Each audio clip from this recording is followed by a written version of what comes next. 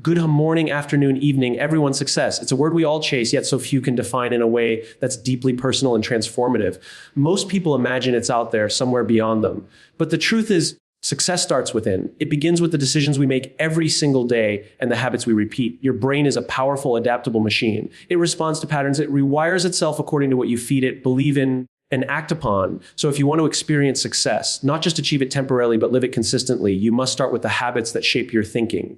Today, I want to share with you 5 habits that don't just inspire success. They rewire your brain for it. These are not gimmicks or quick fixes. They are principles rooted in neuroscience, behavior science, and human psychology. And if practiced intentionally, they have the power to reshape your identity and your outcomes. Habit Phase 1, start your day with intentional reflection. Most people wake up and immediately dive into distractions, emails, notifications, to-do lists. But what if you started your day by asking yourself one powerful question: what kind of person do I want to be today? Reflection activates the prefrontal cortex, the part of your brain responsible for decision-making and goal setting. When you begin each day by aligning with your values, your brain learns to prioritize long-term purpose over short-term pleasure. It literally strengthens the neural pathways associated with focus, resilience, and self-regulation. Spend 5 minutes each morning in silence. Journal, meditate, visualize. This isn't about spirituality. It's about rewiring your brain to lead your day, not react to it. Habit Phase 2, practice strategic discomfort. Growth doesn't happen in comfort.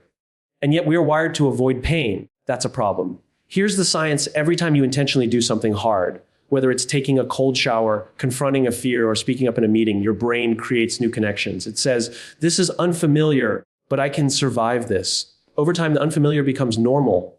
Discomfort becomes a signal of growth, not danger. Train your brain to associate effort with value. Don't run from discomfort. Seek it strategically. The more often you stretch your limits, the more confidence your brain builds in its own ability to handle complexity and uncertainty. Habit Phase 3, curate your circle intentionally. You become the average of the people you surround yourself with, not just emotionally, but neurologically. The brain is highly social. Through a process called neural mirroring, we adopt the behaviors, beliefs, and even emotions of those around us. This isn't philosophy, it's science. So ask yourself, who challenges your thinking, who expands your vision, who calls you be better, not just busier? Success isn't about going it alone.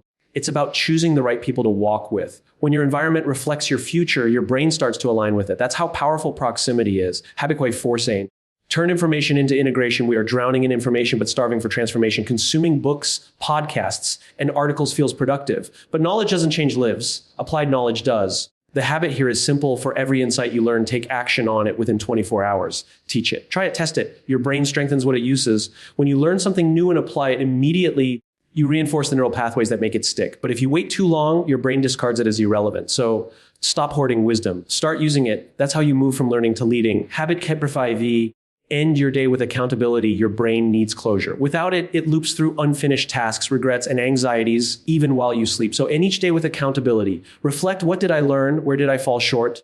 What can I do better tomorrow? This is not about shame, it's about ownership. When you consistently evaluate your actions, your brain develops something powerful: metacognition. The ability to think about your thinking. And that's the birthplace of self-mastery. Success isn't built in the big moments. It's built in the tiny, consistent acts of reflection and correction. Now, let's be clear, these 5 habits aren't magic. But when practiced daily, they change the architecture of your mind. They help you think clearer, act bolder, and lead yourself better. You don't need a perfect strategy to succeed. You need a brain that's trained to chase purpose over comfort, action over excuses, and growth over safety. Rewire your brain, rebuild your habits, reinvent your future. Thank you. 5 keynotes of the speech: start your day with intentional reflection. To activate your brain's decision-making center and guide your actions by purpose, not impulse. Seek strategic discomfort regularly to train your brain to associate challenge with growth and build mental resilience. Surround yourself with people who elevate your thinking as your brain mimics the behaviors and beliefs of your closest connections. Apply what you learn quickly, turning passive knowledge into transformative, actionable insight that your brain retains and builds upon. End your day with reflection and accountability, developing metacognition and reinforcing your identity as someone who takes ownership. The way you start your day has a profound impact on the way your brain operates for the rest of it. It's not just a motivational idea, it's a neurological truth. Your brain is most impressionable in the first few minutes after waking.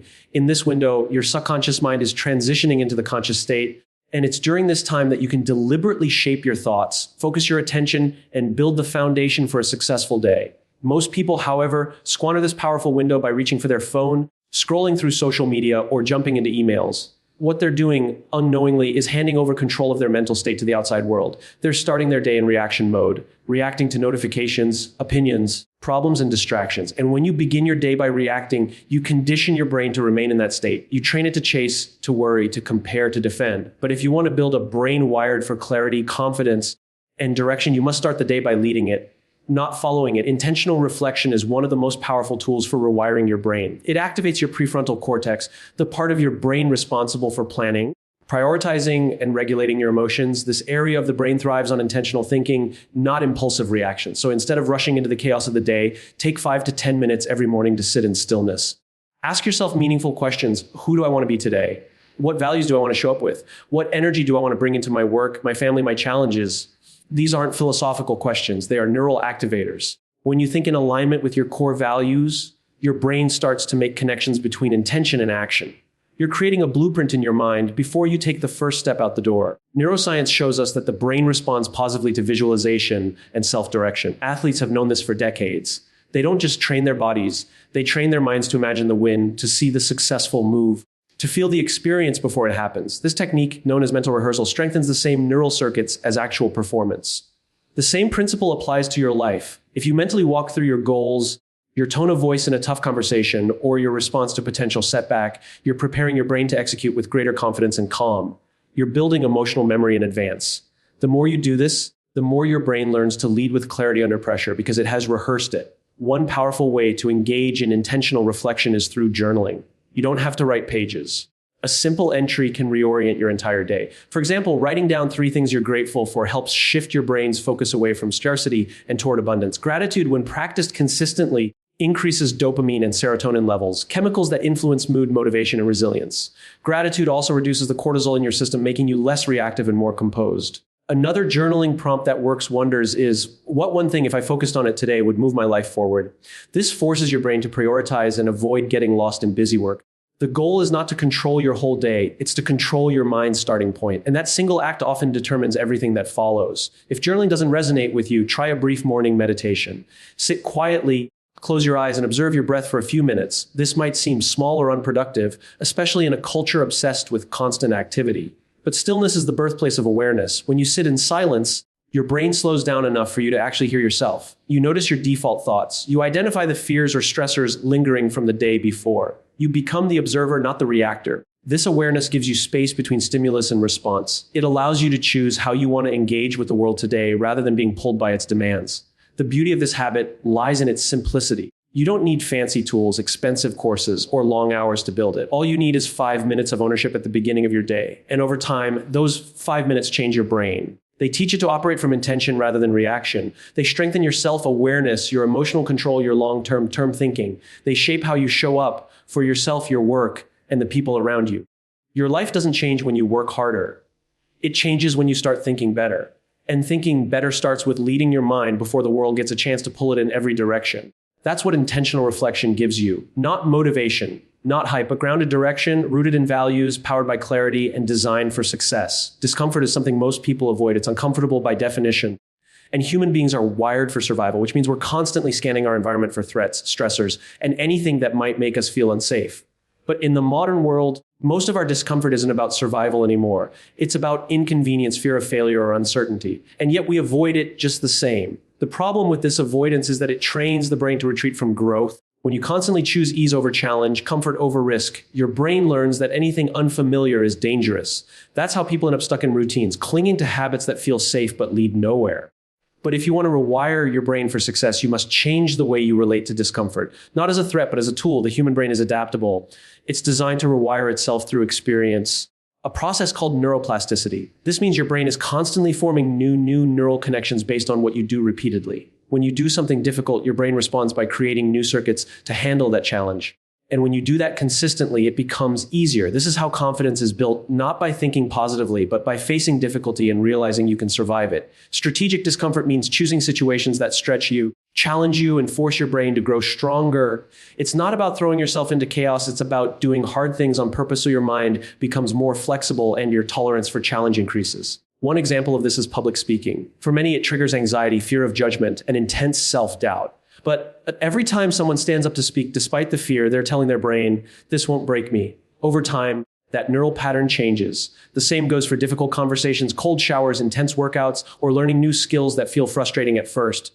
The discomfort isn't the enemy, it's the training ground. It's where the brain learns to stay calm under pressure, to focus in chaos, and to persevere when it would rather quit.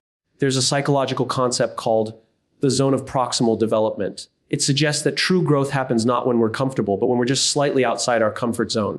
Not so far that we panic, but far enough that we're stretched. This is where strategic discomfort lives. It's about putting yourself in that zone often enough that it becomes your new baseline. The more often you stretch that boundary, the more your brain adapts to higher levels of uncertainty, pressure, and challenge. What once felt overwhelming becomes manageable. What once seemed impossible becomes normal. That's how successful people build momentum. They seek out the edge and walk it until it expands. Neuroscience also supports this. When we face discomfort, the brain releases stress hormones like cortisol and adrenaline. But when we do it voluntarily and repeatedly, the brain also learns to regulate those responses better. It becomes more efficient at handling stress. This is how mental toughness is built. It's not a personality trait, it's a neurological adaptation to repeated challenge. You don't become tougher by reading about resilience. You become tougher by showing up to hard things again and again and refusing to back down. Strategic discomfort also teaches the brain discipline. It helps you separate your feelings from your actions. Most people only act when they feel like it, but high performers act despite how they feel. They've trained their brain not to wait for motivation, but to obey direction. When you do uncomfortable things deliberately, whether that's waking up early, running in the cold, making difficult decisions, you teach your brain to take orders from your higher self, not your emotions. That kind of internal leadership is the foundation of success. Another benefit is how discomfort reshapes your identity. Every time you do something hard, your brain starts to update its self-image. You no longer see yourself as someone who avoids challenges. You begin to see yourself as someone who overcomes them. And that shift in identity changes how you approach every area of life, from relationship to business to personal development. You stop asking, is this easy? And start asking, is this necessary for who I want to become? That's when transformation starts to happen. It doesn't happen in the easy days. It happens in the days that test you and your willingness to face them on purpose. Strategic discomfort is not recklessness. It's deliberate, it's intentional, it's built into your life as a habit. You don't need to climb a mountain every day. You just need to do one thing that stretches you. One small challenge, one step beyond your comfort. Do it daily. Do it when it's inconvenient. Do it when you're scared. And soon your brain will stop resisting discomfort and start associating it with progress. That's when you know the rewiring has begun. Your brain is a social organ. From the moment you're born, your mind begins developing in response to the people around you. The conversations you hear, the emotions you observe, and the attitudes you absorb, all of it begins to form the framework for how you think, feel, and act. That doesn't stop in childhood. In fact, as adults, we often underestimate just how deeply our environment continues to shape us, especially our social environment. If you want to rewire your brain for success, you must start with the people you allow into your inner circle. Because over time, they will influence your mindset more than your books, your plans, or even your personal goals. Neuroscience has identified something called mirror neurons, specialized cells in the brain that activate both when you perform an action and when you observe someone else perform that same action. This is how we learn through imitation. It's how empathy is formed. But it also explains why we subconsciously adopt the emotional tone, habits, and behaviors of the people we spend the most time with. If you spend your time around negativity, complacency, or small thinking, your brain will start to normalize those patterns. You won't even notice it happening. Your internal standards will quietly begin to match the dominant energy of your surroundings. That's why people often outgrow their environment when they start aiming for something higher, because the energy around them no longer matches the identity they're trying to build. On the other hand, when you surround yourself with people who think boldly, act intentionally, and speak with vision, your brain responds to that too. You begin to feel a sense of urgency, not from fear, but from inspiration. You see what's possible, not just in theory, but in real life. And your own habits begin to shift in response. It's not about copying others. It's about being in a space that raises your internal standards without force. This is why proximity matters so much. It's not just who you know. It's who you're becoming as a result of knowing them. There's a principle in behavioral psychology called social proof. It means we often look to others to decide what's appropriate or achievable. If everyone around you settles, it becomes easy to believe that's all there is. But when you're in a group that pushes boundaries and redefines what's possible, your mind recalibrates. You begin to normalize excellence. You begin to stretch your own beliefs about what you can do. You begin to operate from a different internal reference point. This doesn't mean you should cut off anyone who isn't as driven or focused as you are. It means you should be intentional about your inner circle, the few people who shape your thinking regularly. These are the people who hold you accountable not just for results, but for growth. They challenge your assumptions. They call out your blind spots. They speak to the highest version of you, even when you can't see it yet. And over time, their influence begins to rewire your self-concept.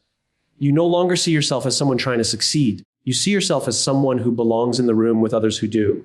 The brain is always scanning for patterns of safety, acceptance, and identity. That's why we are drawn to groups. We want to feel connected. But success requires that you connect yourself to the right tribe, not one that keeps you comfortable, but one that keeps you honest and expanding. One of the most powerful ways to change your life is to change your conversations. When you talk daily about ideas, creativity, solutions, and service, your brain begins to think in those terms automatically. It becomes trained to look for opportunities instead of obstacles.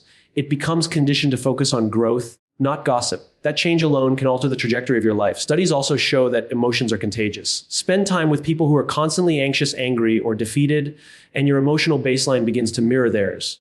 But spend time with people who carry peace, discipline, and vision, and your nervous system starts to stabilize in response. You begin to operate from calm intention rather than emotional reactivity. You begin to lead your life rather than chase after it. And all of that starts with your relationships. Even digital proximity matters. The podcasts you listen to, the content you consume, the voices you allow into your head, all of it shapes your internal dialogue. Make no mistake, every message you hear is either building your belief system or breaking it down. So choose wisely.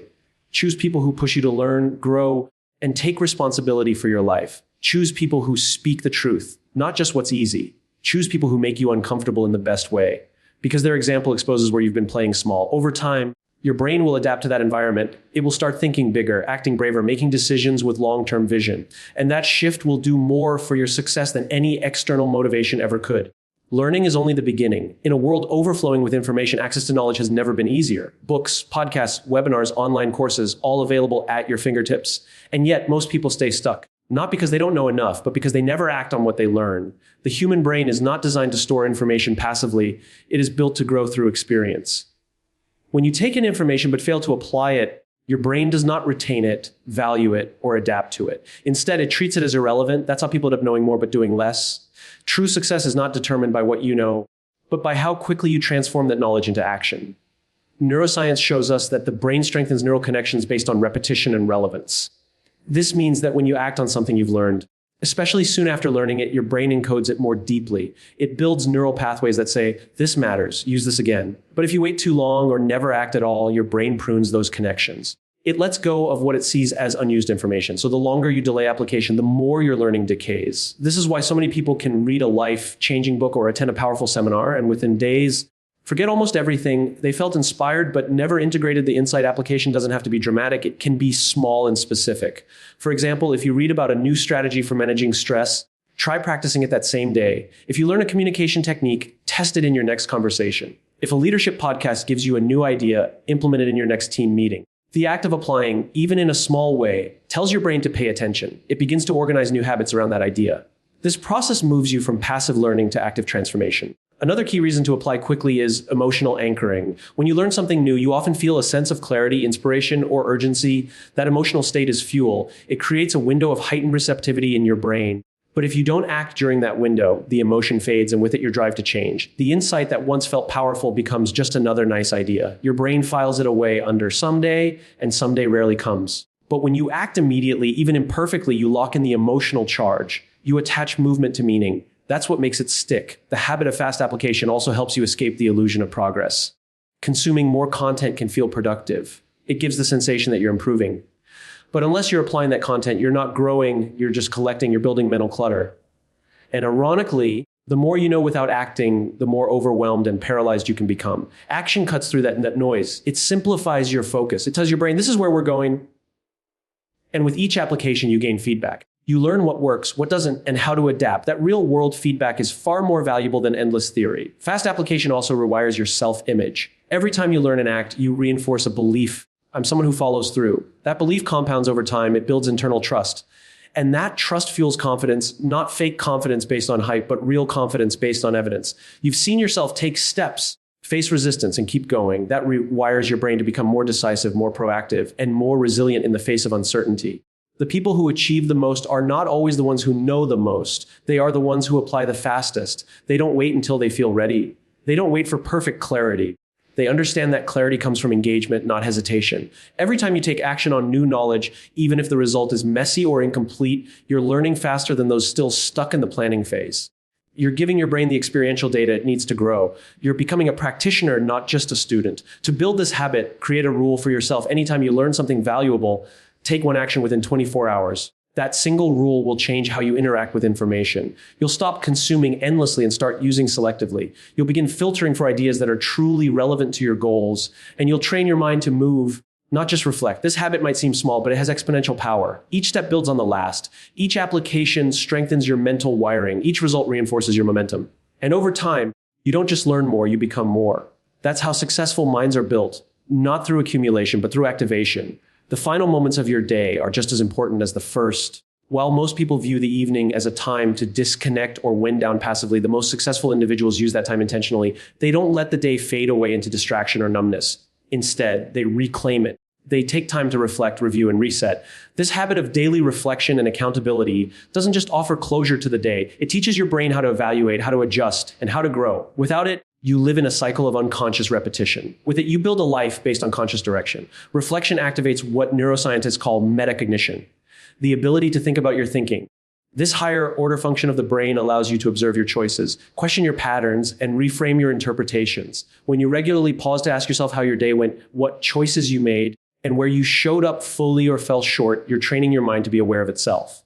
This is the foundation of all growth, because without awareness, you're blind to your own behavior. You keep repeating the same mistakes and calling it bad luck or external circumstance. But when you reflect consistently, you begin to catch yourself. You begin to recognize the moments where your actions did not match your values, and that insight gives you power. The brain learns through feedback, and the most valuable form of feedback is not external, it's internal. When you end your day by asking questions like, what did I do well today? Or what could I have done differently? You're giving your brain a chance to process the day with purpose. You're reinforcing the behaviors you want to keep and identifying the ones you want to shift. Over time, this repetition creates a mental loop of improvement. You start each new day with more wisdom than you had the day before, not because life got easier, but because your awareness got sharper. Accountability is what turns reflection into transformation. It's not enough to notice your behavior. You must take ownership of it. When you admit where you fell short without making excuses, your brain begins to align with personal responsibility. This is how maturity and leadership are developed. You're no longer blaming, avoiding, or denying, you're owning. And that changes how your brain perceives challenges. Instead of seeing problems as threats to your ego, you begin to see them as invitations to improve. You stop avoiding your weaknesses and start addressing them. That shift alone can create a cascade of change in your career, your relationships, and your personal development. Even just writing down a few sentences each night about what you learned or what you would do differently can rewire your brain. Journaling, when done with honesty and clarity, creates a physical space for reflection. It slows down your thoughts and allows your emotions to settle. You can look at your choices from a distance rather than being caught up in them. That separation gives your mind clarity. It helps you distinguish between impulse and intention. And when done consistently, it strengthens the prefrontal cortex, the area responsible for planning, judgment, and long-term thinking. The very act of pausing, processing, and writing reshapes the way your brain approaches tomorrow. This nightly practice also regulates your nervous system. So often, people go to sleep carrying unresolved thoughts, emotional tension, and mental noise. That restlessness leads to poor sleep, and poor sleep leads to poor thinking the next day. But when you take just a few moments before bed to review your day, accept what happened, and decide how you'll move forward, your brain finds closure. You're telling your system this day is complete. And that sense of closure prepares you for deeper rest and a clearer mind in the morning. What makes this habit so powerful is its cumulative effect. One day of reflection won't change your life, but 100 days will. Because each time you end the day with intention, you're depositing a small amount of wisdom into your mental bank. And that wisdom compounds. It shows up in your decisions, your confidence, your emotional control. You start to notice patterns you never saw before, moments of self-sabotage, moments of strength, repeated triggers, hidden assumptions. You begin to lead yourself with greater precision. That's the outcome of consistent accountability, not guilt, not perfection, but self-leadership. The process is simple, but not always easy. It takes discipline to turn off the distractions and sit with your thoughts. It takes honesty to admit where you could have done better. But the brain loves clarity. And when you give it a chance to process the day with truth, you give it a chance to grow beyond the day. Over time, this habit becomes more than a routine. It becomes a mirror that sharpens your character. A mirror that reflects not just who you are today, but who you're becoming tomorrow. Success doesn't begin with external rewards or overnight breakthroughs. It begins in the unseen places, in the quiet moments where your habits are formed and your mind is shaped. The 5 habits we've explored are not just strategies. They are mental disciplines that rewire how you think, how you feel, and ultimately how you live. Starting your day with intentional reflection gives your mind direction before distraction can take over. Embracing strategic discomfort teaches your brain to grow instead of retreat. Choosing the right people around you reshapes your beliefs and expands your identity. Applying what you learn quickly turns knowledge into transformation. And ending each day with reflection and accountability allows you to measure your growth and refine your path. These are not grand gestures, they are simple, repeatable actions. But when practiced consistently, they form the foundation of a mind built for success, not just success in outcomes, but in character, resilience, and self-leadership. Your brain is not fixed, your habits are not permanent, and your future is not limited by your past. Every single day is a new chance to shape it, not someday today, because the way you think is the way you live, and when you rewire your thinking, you rewire your life.